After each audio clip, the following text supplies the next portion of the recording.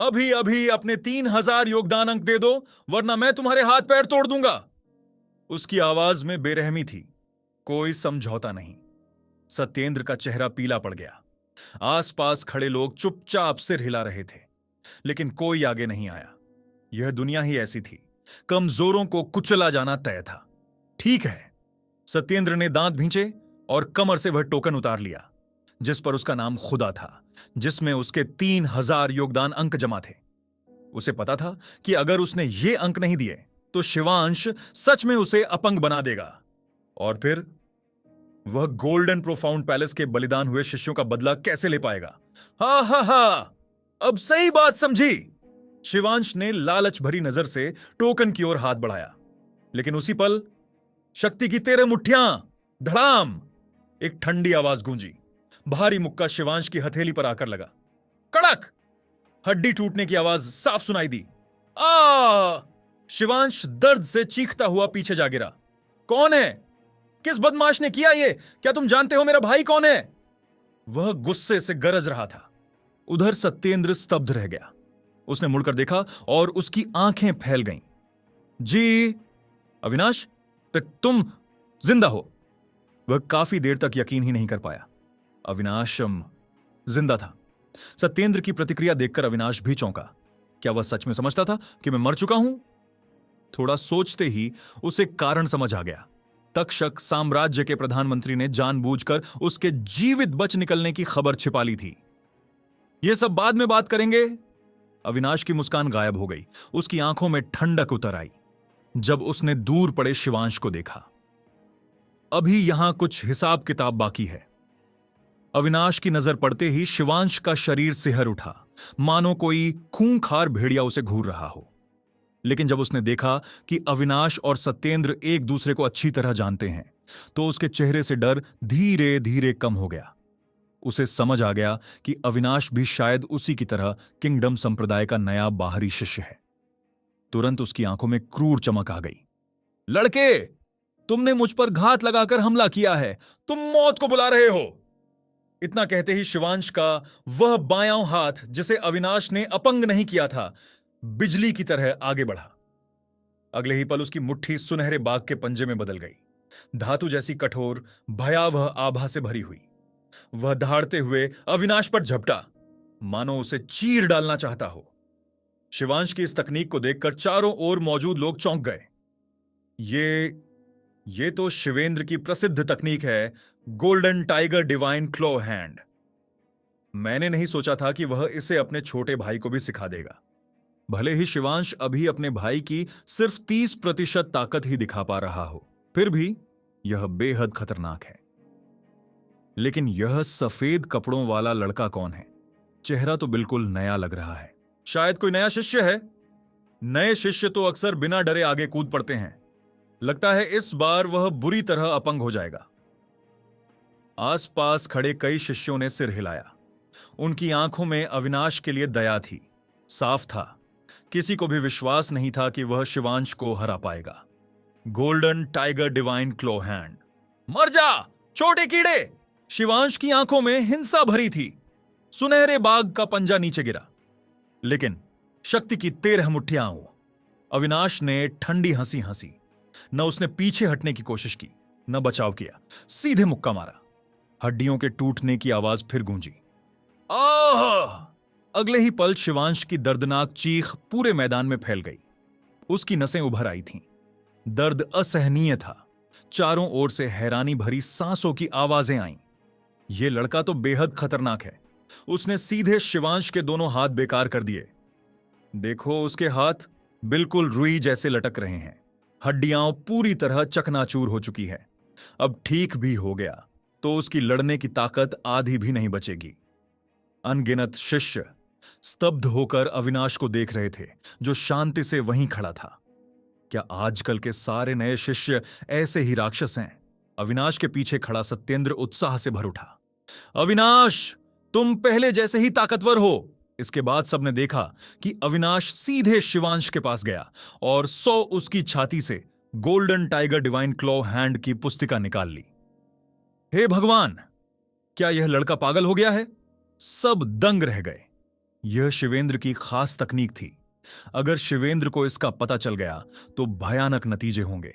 लेकिन अविनाश ने किसी की परवाह नहीं की। वह सत्येंद्र को लेकर वहां से चला गया। तभी सत्येंद्र ने उत्साहित होकर पूछा, अविनाश, तुम यहां कैसे पहुंचे? उस दिन अविनाश ने राजपूत महल में हुई सारी घटनाएं विस्तार से बता दी। सत्येंद्र को जबरन ले जाया गया था, इसलिए उसे इन सब बातों की जानकारी नहीं थी।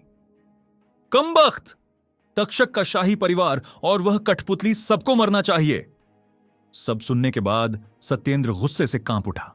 तब श्वेत तलवार सम्राट ने वर्षों तक तक्षक साम्राज्य की रक्षा की थी। बाहरी जातियों से लड़ते हुए महान युद्धगोंग अर्जित किए थे। बाद में जनता की शांति के लिए वह खुद राजपूत महल के शिष्यों को लेकर राज काउंटी गया और कठपुतली सेना का सफाया किया। लेकिन अंत में पता चला यह सब शाही परिवार की साजिश थी। सत्येंद्र की आंखें लाल हो गईं। 1 लाख श्वेत रक्षक, उन्होंने अनगिनत लोगों की जान बचाने के लिए अपनी जान दे दी, और बदले में क्या मिला कि उनकी योग्यता राजा से भी ज्यादा हो गई। सबका नाम निशान मिटा दिया गया और राजपूत महल के हमारे इतने सारे साथी सब मर गए, सब। यह सुनकर अविनाश का दिल भी भारी हो गया। उसने धीरे से सांस छोड़ी। चिंता मत करो, जब मैं ताकतवर बनूंगा तो तक्षक वापस जाकर हर एक का बदला जरूर लूंगा। उसकी आंखों में असीम हत्या भाव झलक उठा। यह दुश्मनी कभी मिटने वाली नहीं थी। लेकिन मैंने सुना है कि तलवार सम्राट मरे नहीं हैं। सत्येंद्र ने अचानक कहा, क्या गुरु जीवित हैं? अविनाश की आंखों में तेज चमक आ गई। सत्येंद्र ने सिर हिलाया।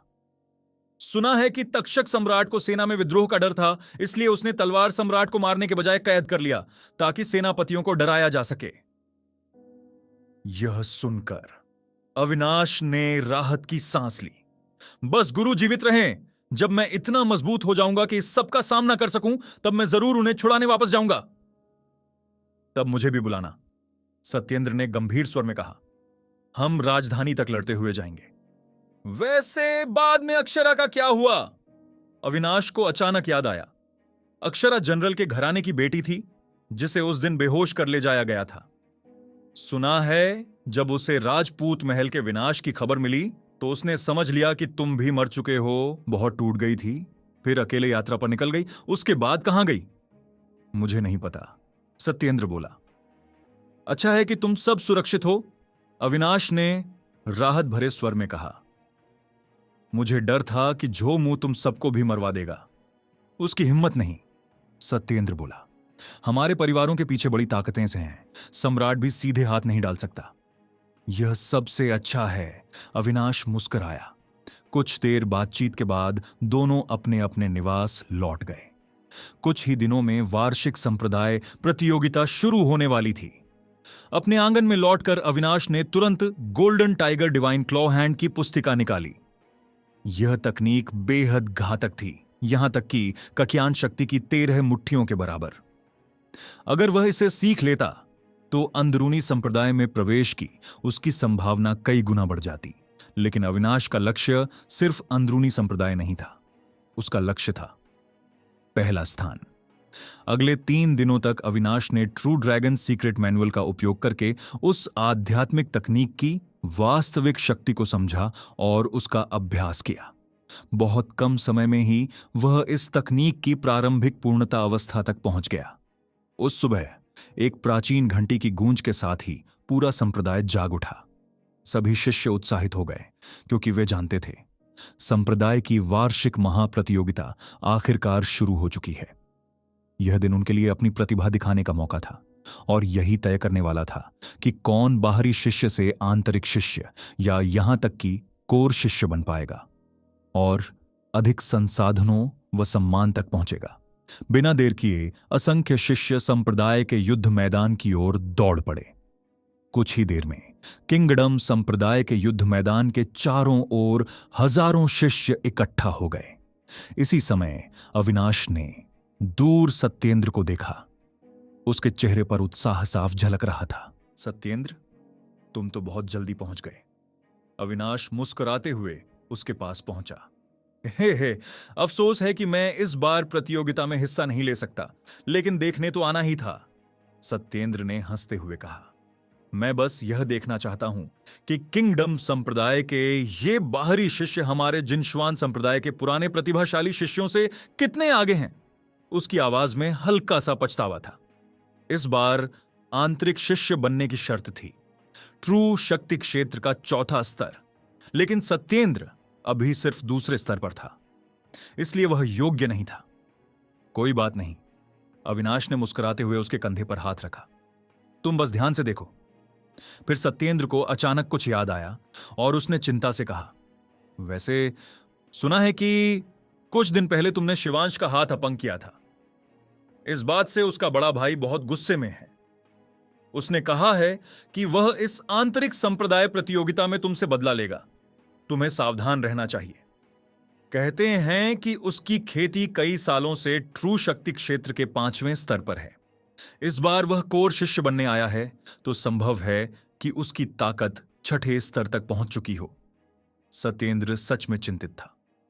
वह जानता था कि अविनाश ने उसकी मदद के लिए ही शिवांश को नाराज किया था। अगर अविनाश को कुछ हो गया तो वह खुद को कभी माफ नहीं कर पाएगा। इसकी चिंता मत करो, अविनाश ने आत्मविश्वास से कहा। शिवेंद्र भले ही मजबूत आंतरिक शिष्य हो, लेकिन मुझे नुकसान पहुंचाने की क्षमता उसमें नहीं है। उसी समय दूर से कई स्विश स्विश की आवाजें आईं। अगले ही पल कई शक्तिशाली लोग उड़ते हुए आए और युद्ध मैदान के ऊंचे मंच पर उतर गए।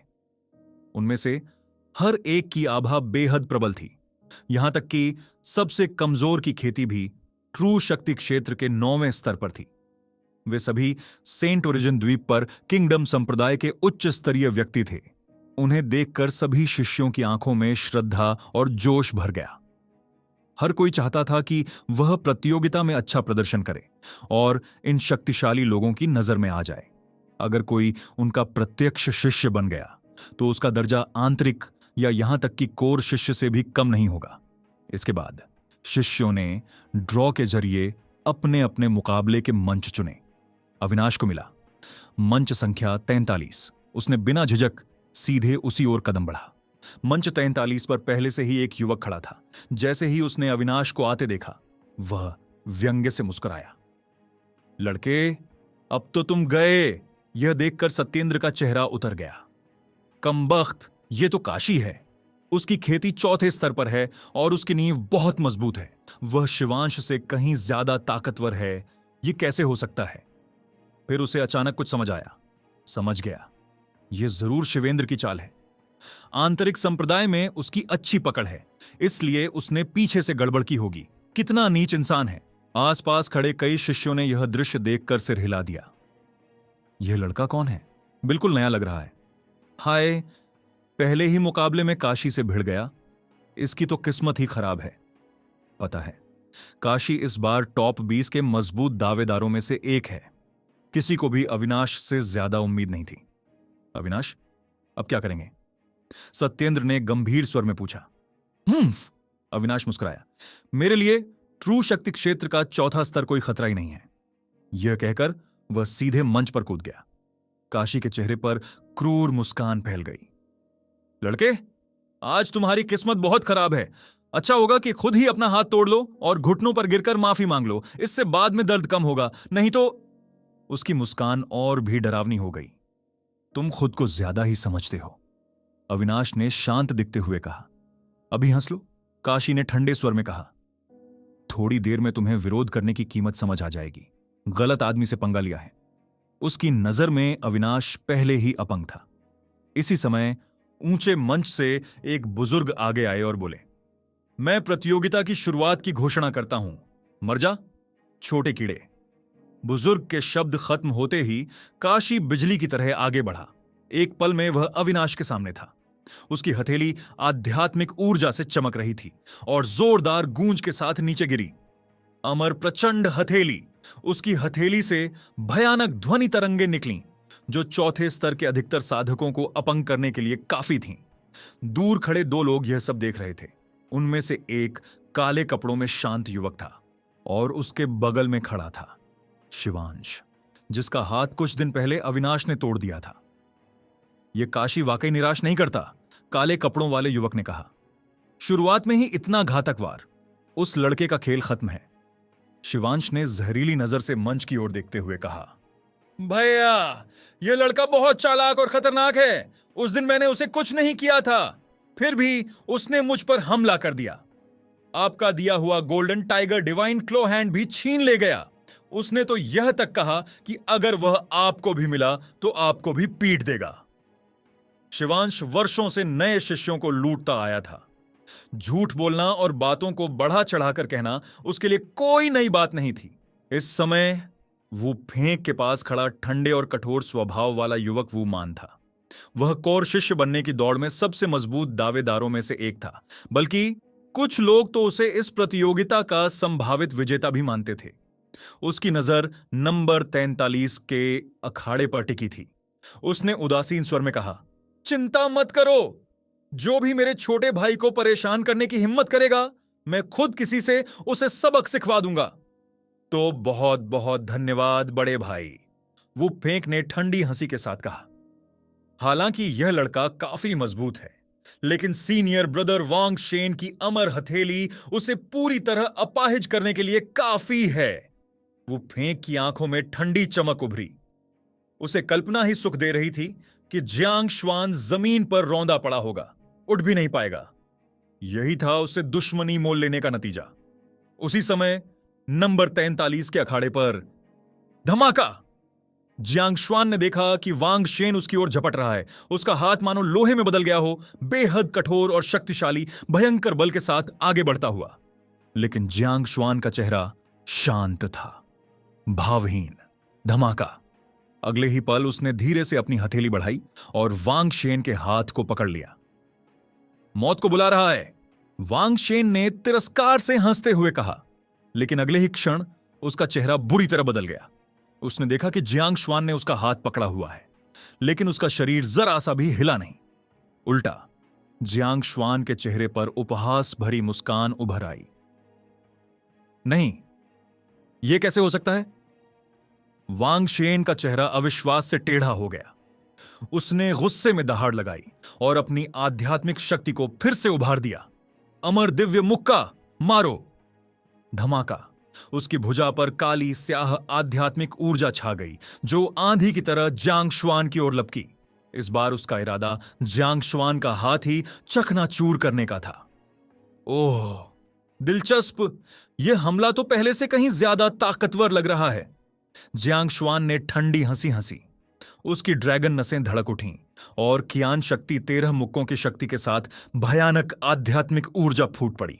धमाका। भयानक गर्जना के साथ जियांग श्वान ने एक साथ 5 मुक्कों की छाप छोड़ी, जो सीधा वांग शेन के शरीर पर गिरी। धमाका। वांग शेन की आंखों में दहशत छा गई। उसे ऐसा लगा मानो कोई विशाल पर्वत उस पर टूट पड़ा हो। एक ही वार में वह हवा में उछल गया। उसका चेहरा पीला पड़ गया और वह खून उगलते हुए मंच से पीछे की ओर उड़ गया। चारों ओर खड़े बाहरी शिष्यों ने सदमे में सांस खींच ली।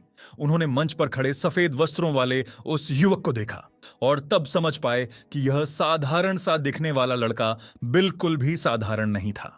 आखिर कौन सोच सकता था कि बाहरी शिष्यों में शीर्ष 20 को चुनौती देने वाला वांग शेन जियांग श्वान से हार जाएगा, वह भी सिर्फ एक ही चाल में। क्या जबरदस्त ताकत है। यह नया शिष्य सच में असाधारण है। लगता है इस साल की संप्रदाय प्रतियोगिता बेहद रोमांचक होने वाली है। आसपास के शिष्यों की आंखों में उत्साह चमक उठा। ऊपर मंच से निर्णायक बुजुर्ग ने घोषणा की, इस मुकाबले का विजेता जियांग श्वान। आखिर हुआ क्या? सीनियर ब्रदर वांग शेन एक नए लड़के से कैसे हार सकता है? वांग शेन के करीबी शिष्य आपस में अटकलें लगाने लगे। जियांग श्वान की गति इतनी तेज थी कि किसी को समझने का मौका तक नहीं मिला और वांग शेन सीधे अखाड़े से बाहर जा गिरा। एक शिष्य खड़ा हुआ और नाराज होकर बोला, बुजुर्ग, जियांग श्वान ने जरूर कोई घटिया चाल चली होगी, वरना वांग शेन कैसे हार सकता है? आप चुप रहो। बुजुर्ग ने ठंडी नजर से घूरते हुए दहाड़ लगाई। मेरे फैसले पर सवाल उठाने की हिम्मत करते हो? उन्होंने पूरी लड़ाई साफ देखी थी। शुरू से ही जियांग शुआन ने वांग शेन को पूरी तरह कुचल दिया था। मैं ऐसा साहस नहीं करूंगा। शिष्य का चेहरा तुरंत सफेद पड़ गया। वांग शेन सच में हार गया, यह नामुमकिन है।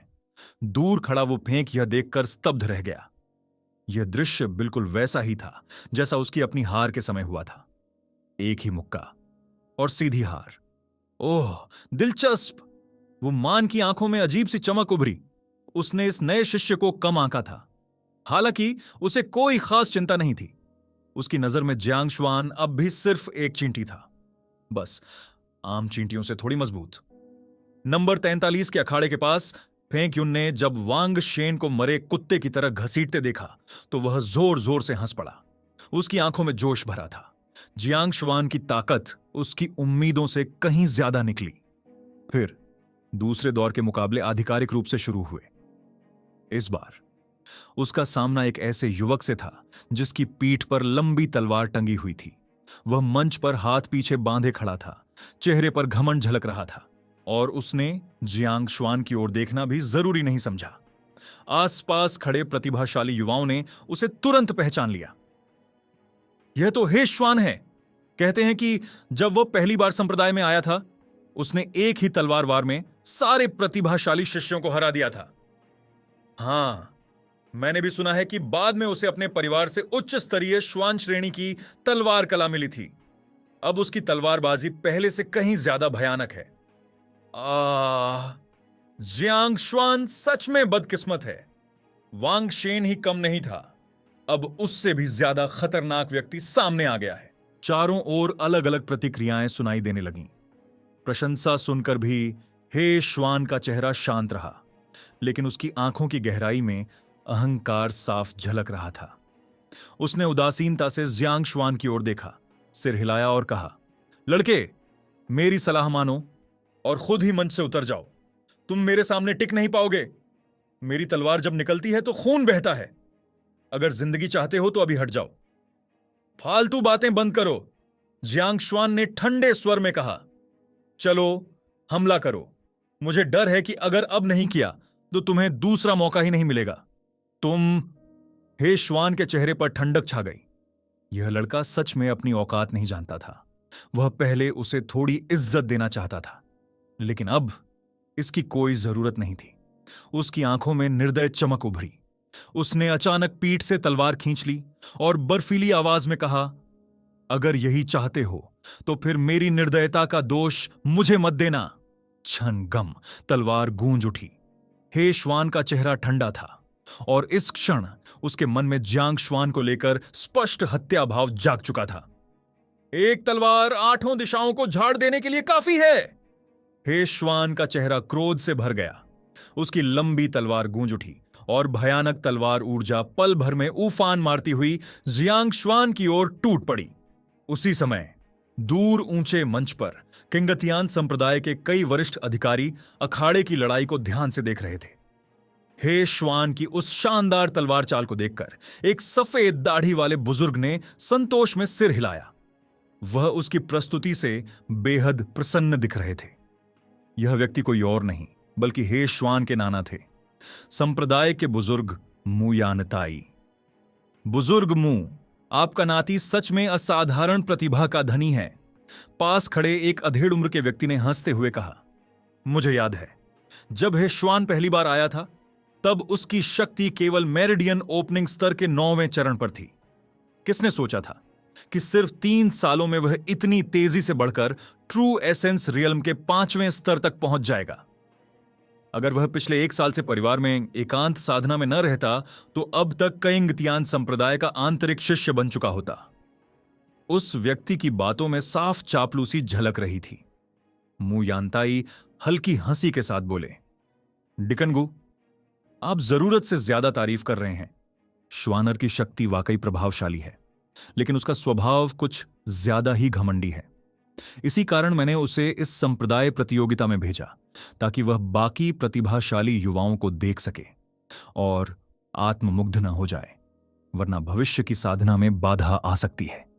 हालांकि शब्द विनम्र थे, लेकिन उनकी आंखों में आत्मसंतोष साफ चमक रहा था। उनकी नजर में भले ही हे श्वान बाहरी संप्रदाय के शीर्ष 3 शिष्यों से थोड़ा कम हो, लेकिन बाकी किसी भी बाहरी शिष्य से निपटना उसके लिए बेहद आसान था। इसी सोच के साथ उनकी निगाह जियांग श्वान पर पड़ी और उन्होंने सिर हिला दिया। उनके अनुसार जैसे ही हे श्वान की तलवार गिरेगी, यह सफेद वस्त्रों वाला युवक अगर मरेगा नहीं तो गंभीर रूप से घायल जरूर होगा। दोनों में कोई तुलना ही नहीं थी। हाँ, नए शिष्यों का ज्यादा घमंडी होना कभी अच्छा नहीं होता, मु यानताई ने सिर हिलाते हुए कहा। इस बार श्वानर से सामना हुआ है तो मुझे डर है कि यह एक ही तलवार का वार भी नहीं झेल पाएगा। लेकिन वाक्य पूरा होने से पहले ही उनकी नजर जम गई और शब्द गले में ही अटक गए। अखाड़े में हे श्वान का चेहरा बर्फ सा ठंडा हो गया। उसने तलवार घुमाई। जियांग श्वान को सीधे मंच से काट गिराने का इरादा साफ था, लेकिन जियांग श्वान बिल्कुल शांत रहा। उसने सिर हिलाकर कहा, तुम्हारी रफ्तार को बहुत धीमी है। सू। अगले ही पल हे श्वान ने देखा कि जियांग श्वान की आकृति धुंधली पड़ गई। उसकी तलवार गिरी, लेकिन सिर्फ एक परछाई को चीर पाई। After image. हे श्वान का चेहरा डर से पीला पड़ गया। सू। अचानक एक आकृति उसके सामने प्रकट हुई। जियांग श्वान की मुट्ठी आगे बढ़ी। उसमें भयानक शक्ति भरी हुई थी। क्या? हे श्वान के चेहरे का रंग उड़ गया। जैसे ही वह मुक्का लगा, उसे लगा मानो कोई विशाल चट्टान उस पर आ गिरी हो। पल भर में उसका शरीर उल्का की तरह उड़ता हुआ नीचे जमीन पर जा टकराया। वह जमीन पर पड़ा था, आंखों में दहशत भरी हुई। मंच पर खड़े जियांग श्वान को ऐसे देख रहा था मानो उसने कोई भूत देख लिया हो। जियांग श्वान की गति इतनी तेज थी कि उसे प्रतिक्रिया करने का जरा भी समय नहीं मिला और वह हार चुका था। यह लड़का इतना तेज कैसे हो सकता है? यह रफ्तार तो शायद ट्रू शक्ति रियल्म के 6ठे स्तर के साधकों से भी आगे थी। दूसरे मुकाबले का विजेता जियांग श्वान, निर्णायक बुजुर्ग भी स्पष्ट रूप से हैरान थे। वे हे श्वान की ताकत अच्छी तरह जानते थे। अगर उन्होंने पूरी लड़ाई अपनी आंखों से न देखी होती तो शायद वे कभी विश्वास ही न करते कि जियांग श्वान जैसे नए शिष्य ने ऐसे प्रतिभाशाली योद्धा को हरा दिया।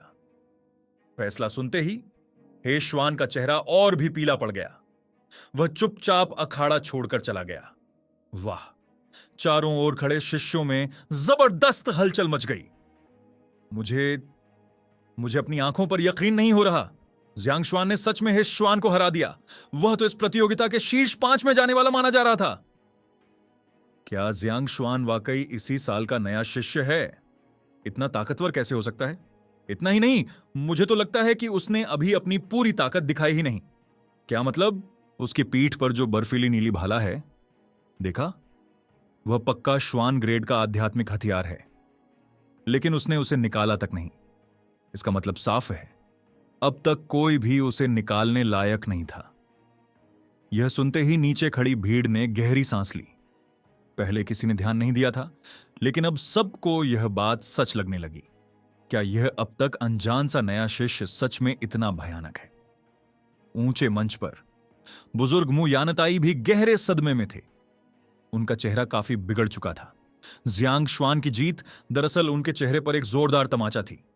आखिर अभी अभी उन्होंने कहा था कि जियांग श्वान शायद हे श्वान की एक तलवार भी नहीं झेल पाएगा, और अब वही जियांग श्वान हे श्वान को एक ही चाल में हरा चुका था। यह भारी विरोधाभास उन्हें बेहद असहज कर रहा था। हम्फ! इस लड़के ने यह जीत सिर्फ अपनी गति कला के सहारे पाई है, मु यानताई ने ठंडे स्वर में कहा। अब जब उसकी चाल सबके सामने आ गई है, तो अगर दूसरे जरा से भी सतर्क हो जाएं, तो यह लड़का आखिर तक नहीं पहुंच पाएगा। कंगतियान संप्रदाय के बाकी बुजुर्ग बस फीकी मुस्कान के साथ सिर हिलाते रहे।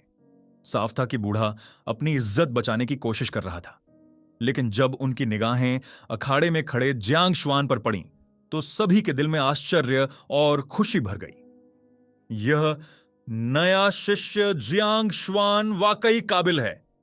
इतनी कम उम्र में इतनी शक्ति होना अद्भुत है। लगता है इस साल की संप्रदाय प्रतियोगिता को आखिरकार एक दिलचस्प प्रतिभा मिल ही गई। और मुझे तो ऐसा लगता है कि अभी उसकी गति कुछ ट्रू शक्ति रियल्म के छठे स्तर के शिष्यों से भी तेज थी। क्या उसने कोई गुप्त तकनीक इस्तेमाल की? जो भी हो, अगर यह बच्चा इस प्रतियोगिता के शीर्ष 10 में पहुंच गया तो मैं इसे अपना निजी शिष्य जरूर बनाऊंगा। ऐसी प्रतिभा को यूं ही बर्बाद नहीं किया जा सकता। कई बुजुर्गों ने जियांग शुआन के लिए खुलकर प्रशंसा जताई। इस सब के बीच जियांग शुआन को जरा भी अंदाजा नहीं था कि एक साधारण सी जीत ने किंगतियान संप्रदाय के इतने बड़े लोगों का ध्यान अपनी ओर खींच लिया है। इसके बाद उसने बाकी अखाड़ों की ओर नजर डाली। वहां भी कई शक्तिशाली लोग लड़ रहे थे। तुरंत ही उसे समझ आ गया, ये सभी लोग शायद सालों से बाहरी संप्रदाय में छिपे बैठे थे और अब इस प्रतियोगिता के जरिए नाम कमाना चाहते थे। आखिरकार जितनी बेहतर रैंक उतने ज्यादा इनाम, और भविष्य में आंतरिक संप्रदाय में प्रवेश के उतने ही ज्यादा मौके। लगता है आंतरिक शिष्य चयन में पहला स्थान पाना इतना आसान नहीं होगा। जियांग शुआन ने भीतर ही भीतर दबाव महसूस किया। इसके बाद जियांग शुआन ने पाया कि दूसरे द्वार में जीतने वाले ज्यादातर शिष्यों की ताकत ट्रू शक्ति रियल्म के चौथे स्तर की चरम सीमा तक पहुंच चुकी थी। यहां तक कि कुछ तो 5वें स्तर की चरम अवस्था में थे। उनकी शक्ति वाकई डरावनी थी। ऐसे लोगों को देखकर कई शिष्य बिना लड़े ही हार मान लेते थे। अगले कुछ राउंडों में जियांग शुआन ने अपने विरोधियों को पूरी तरह कुचल दिया। उसने एक के बाद एक मुकाबले जीते और इस दौरान उसने हिडन स्नो दिव्य भाले तक का इस्तेमाल नहीं किया। इससे ऊंचे मंच पर बैठे किंगतियान संप्रदाय के वरिष्ठों की आंखों में उत्साह और लालसा साफ झलकने लगी। सभी मन ही मन तय कर चुके थे कि प्रतियोगिता के बाद जियांग शुआन को अपना शिष्य बनाएंगे और पूरी लगन से उसे तराशेंगे। वहीं दूसरी ओर मू यानटाई का चेहरा लगातार और अधिक काला पड़ता जा रहा था। अभी कुछ ही देर पहले उसने बड़े आत्मविश्वास से कहा था कि जैसे ही दूसरे विशेषज्ञ जियांग शुआन की तेज गति को समझेंगे वे उससे बचेंगे और जियांग शुआन का हारना तय हो जाएगा। लेकिन वास्तविकता इसके बिल्कुल उलट थी। जियांग शुआन की लड़ाई की शैली अनिश्चित और पकड़ से बाहर थी।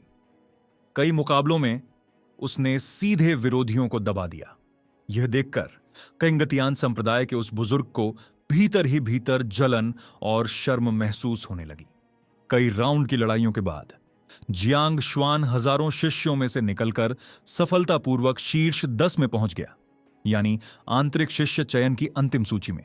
इसी समय निर्णायक बुजुर्ग वापस ऊंचे मंच पर आए और नीचे खड़े शिष्यों से जोर से बोले, आने वाले मुकाबलों में तुम सब चिट निकालकर सीधे आंतरिक शिष्यों से लड़ोगे क्या?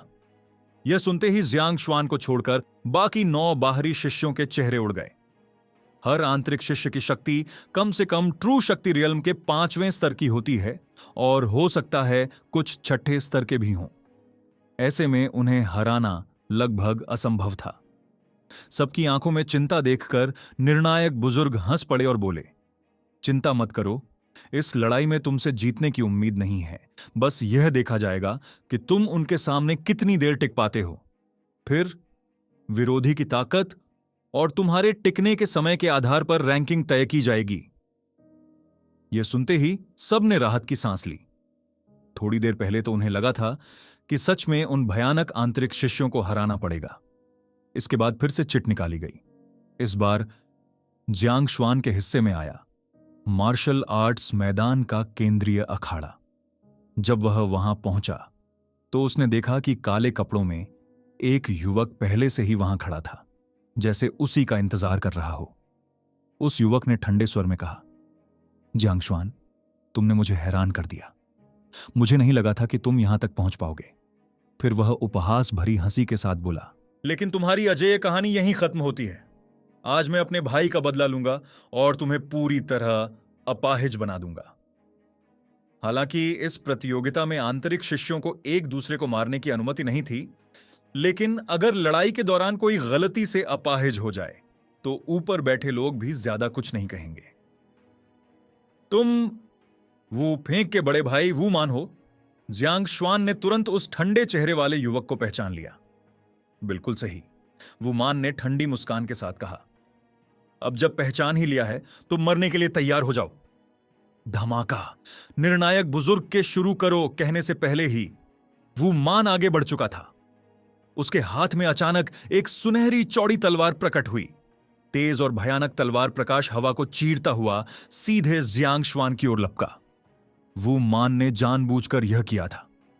उसने पिछली लड़ाइयां देख ली थीं और जियांग श्वान की तलवार को चकमा देकर उसे पीछे धकेल दिया।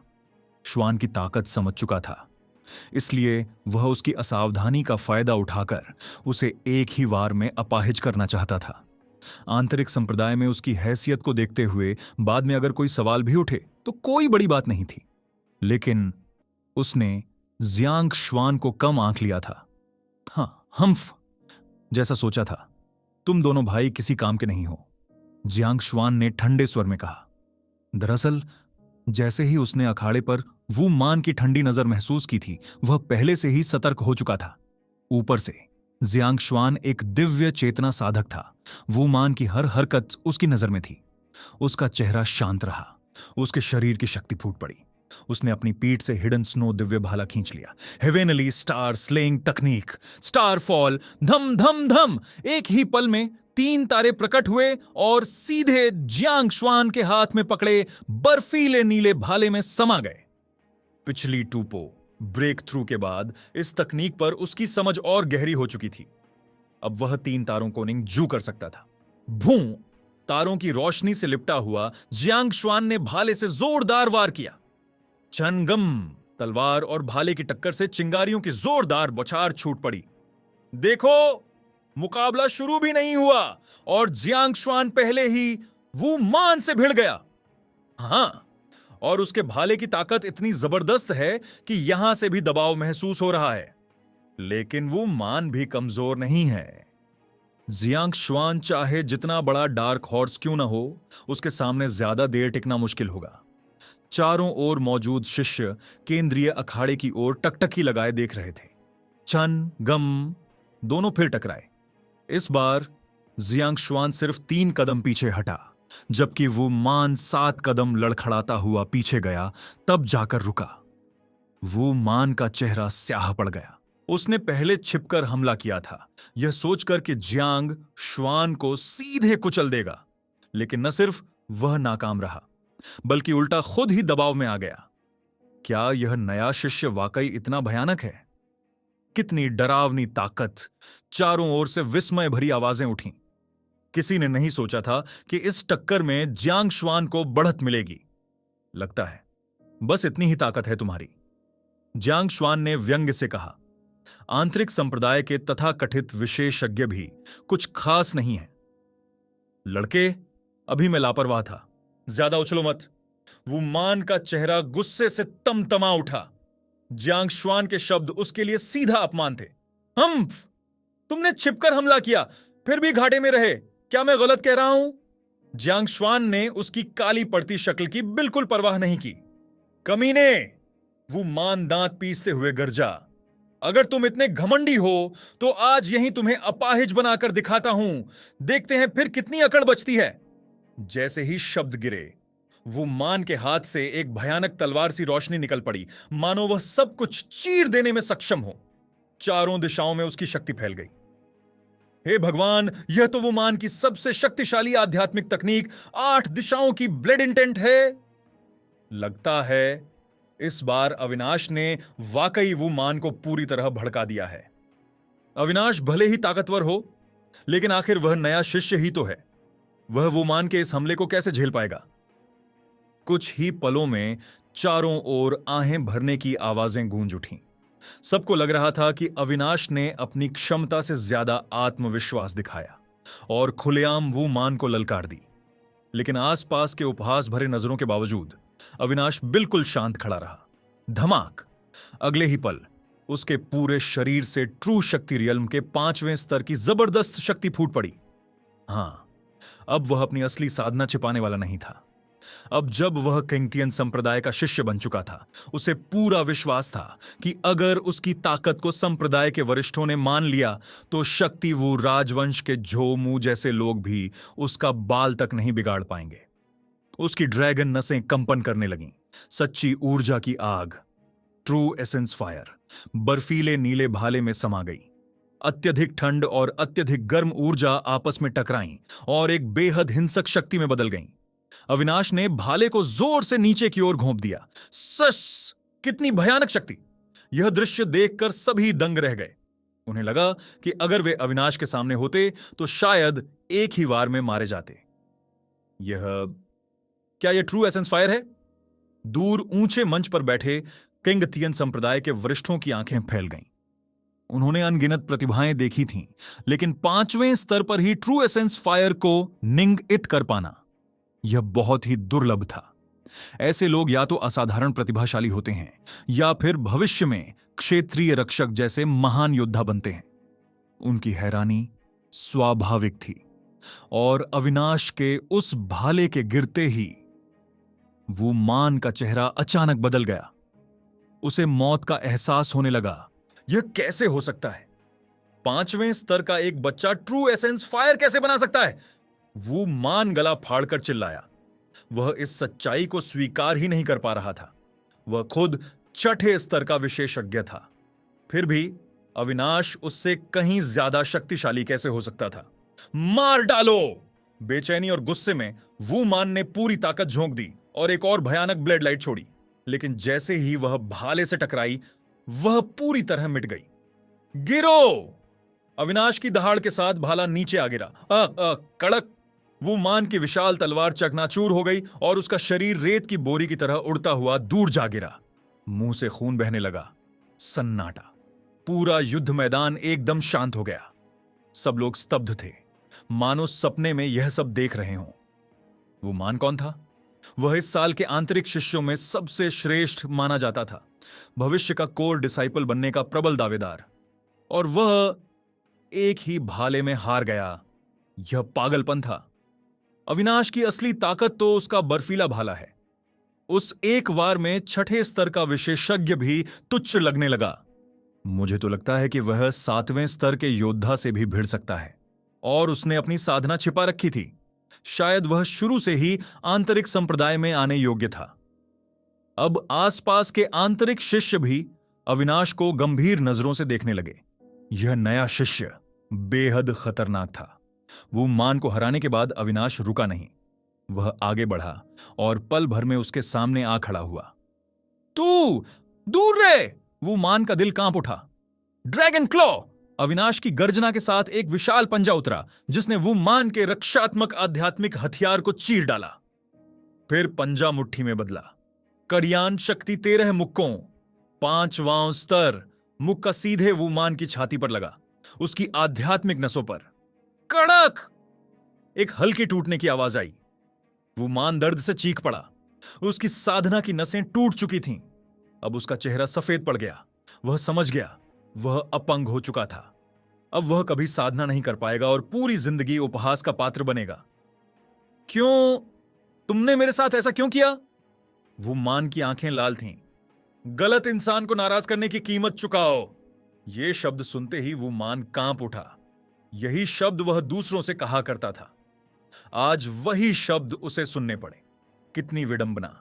अविनाश की आंखों में जरा भी दया नहीं थी।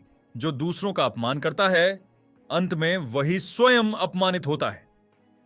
लड़के, तुमने वो मान को अपंग कर दिया। क्या तुम्हें पता है यह कितना बड़ा अपराध है? ऊपर मंच से मू यांताई की ठंडी आवाज आई। मुझे नहीं पता, अविनाश ने ठंडे स्वर में उत्तर दिया। वह जानता था कि यह बूढ़ा इसी बहाने निजी दुश्मनी निकालना चाहता है।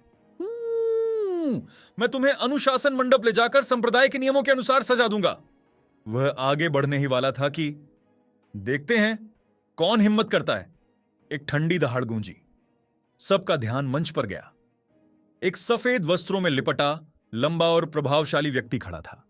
उम्र लगभग 40 वर्ष, लेकिन आभा गहरी और असीम। कितनी भयावह आभा! नीचे खड़ा अविनाश भी चौंक गया। मू यांताई का चेहरा सख्त हो गया। वह जानता था कि यह व्यक्ति उससे कहीं अधिक शक्तिशाली है। ठंडी सांस लेकर वह चुपचाप बैठ गया। वह मूर्ख नहीं था। वो मान के लिए वह इस आदमी को नाराज नहीं करेगा। सफेद वस्त्रधारी व्यक्ति आगे बढ़ा। अविनाश को देखा। और मुस्कुराकर बोला, अविनाश, मुझे तुम्हारी शक्ति और साहस दोनों पसंद आए। क्या तुम मेरे शिष्य बनना चाहोगे? भीड़ में अचानक हैरानी भरी सांसें गूंज उठीं। कंगतियन संप्रदाय के वरिष्ठ वास्तव में अविनाश को अपना शिष्य बनाना चाहते थे। यह वह सपना था जिसे अनगिनत लोग जीवन भर देखते रहते हैं। सभी शिष्य ईर्ष्या से अविनाश को देखने लगे। खुद अविनाश भी चकित था। उसे बिल्कुल उम्मीद नहीं थी कि जिसने अभी उसका पक्ष लिया था वही इतना बड़ा व्यक्ति उसे शिष्य बनाना चाहेगा। लेकिन वह जल्दी ही संभल गया, सिर हिलाया और बोला, आपकी कृपा के लिए धन्यवाद वरिष्ठ, लेकिन मेरे पहले से ही एक गुरु हैं, कृपया मुझे क्षमा करें। वह स्वाभाविक रूप से श्वान लिंग तलवार सम्राट की बात कर रहा था। यह सुनकर सभी लोग चौंक गए, यहां तक कि सफेद वस्त्रधारी व्यक्ति भी पल भर के लिए ठिठक गया, फिर हंस पड़ा। हां, मुझे सच में जानने की जिज्ञासा है कि कौन सा महान विशेषज्ञ इतना प्रतिभाशाली शिष्य पा सका है। खैर, मेरी कोई संतान नहीं है। अगर मैं तुम्हें अपना दत्तक पुत्र बना लूं तो क्या तुम तैयार हो? इस बार अविनाश ने जरा भी संकोच नहीं किया और तुरंत सहमति में सिर हिला दिया। मार्शल आर्ट्स की दुनिया में एक दिन का गुरु जीवन भर का पिता होता है और गुरु बनाना बेहद गंभीर निर्णय होता है। अब जबकि अविनाश को एक योग्य गुरु मिल चुका था, वह किसी और को गुरु नहीं बना सकता था। लेकिन गॉडफादर अलग बात थी। उसके माता पिता बचपन में ही लापता हो गए थे। उसने शायद ही कभी परिवार की गर्माहट महसूस की थी। ऐसे में एक गॉडफादर मिलना उसके लिए अच्छा विकल्प था। अविनाश की सहमति देखकर वह अधेड़ उम्र का व्यक्ति संतुष्ट होकर मुस्कुराया। वह निर्णायक बुजुर्ग को प्रतियोगिता का परिणाम घोषित करने का संकेत देने ही वाला था कि उसी समय अन्य मुकाबला मंचों पर भी लड़ाइयां समाप्त हो चुकी थीं।